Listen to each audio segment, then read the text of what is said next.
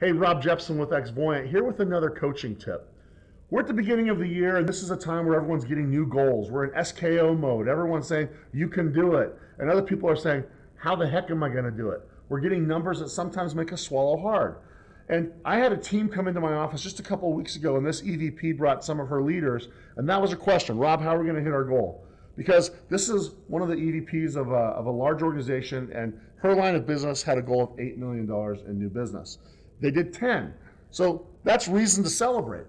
But when the new goals came out, they based it on something other than what they did last year. They based it on the fact that only 24% got there. So they were living the 20-80 rule. 20% of their team doing 80% of the business. It looked like this. These 8 people killing it, the rest kind of trying to figure it out. So when the goals came, the organization said, we want more of a return from these people than CO2 on the air that they breathe. And so the challenge is, how do I mobilize these people? And the reason it scared this leader is they've lived the 20-80 rule so long, they don't have a different perspective. How can this 20% do all that new goal? The answer is they can't. So today what I want you to do is I want you to think about, how do I move from the 20-80 rule to maybe closer to the 80-80 rule? And it starts with having a good understanding of the segmentation of your team. If you can start looking at your team by where they are on their journey, you can be personalized in a completely different way. Instead of challenging people to work harder, you can start understanding where they are on their journey. Maybe it's different activities. Maybe it's a different cadence. Here, maybe it's new skills. Over here, maybe it's changing the challenge and asking them, how good can you get? What I've learned is that reps want to be great. Reps want to know how they can make more money.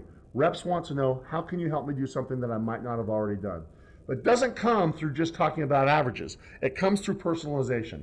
I want to finish with this. My good friend Jocko Vanderkooch has talked about the 20-80 rule for a long time, and he's right. Our market is now rainmaker resistant. The days of giant deals are changing. People are subscribing. They're doing short-term contracts, and they want to minimize their risk and their expense. And what that's created is a world where we're rainmaker resistant. So my challenge to you today is, if your market is rainmaker resistant, make sure you are not rainmaker dependent. Don't go into 2018 depending on the 20-80 rule. Instead, chase the 80-80 rule. Find ways to be relevant and get to the point where 80% of your reps are doing 80% of your business, and 2018 will be the best one you've ever had.